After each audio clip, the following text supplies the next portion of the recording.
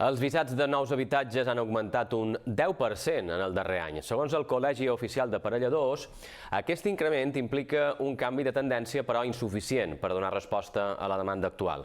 Diuen que en falten 30.000 només a Mallorca.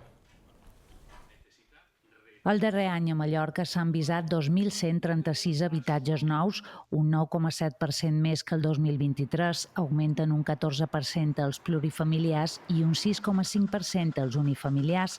Segons el Col·legi Oficial d'Aparelladors, aquest increment implica un canvi de tendència, però insuficient per donar resposta a la demanda actual. A este ritmo, si tenemos un déficit de 30.000 viviendas, 2.000 al año, necesitamos 15 años para recuperar solo el déficit de viviendas que tenemos. Els municipis amb més projectes d'obra visats d'habitatge plurifamiliar han estat Palma i Alcúdia. Els unifamiliars s'han concentrat sobretot a Palma i Marratxí. Segons els aparelladors, tot el que es construeix és habitatge de luxe que manté els preus disparats. Per baixar-los, demanen a l'administració que agafi les regnes de la construcció.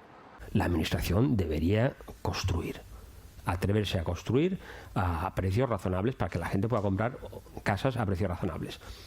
Porque si no, el promotor es un inversor, quiere invertir un dinero y sacar el máximo rendimiento posible. El Col·legi Oficial d'Aparelladors convoca enguany la primera edició dels Premis d'Arquitectura Tècnica de Mallorca, que reconeixeran la tasca dels professionals en diverses categories.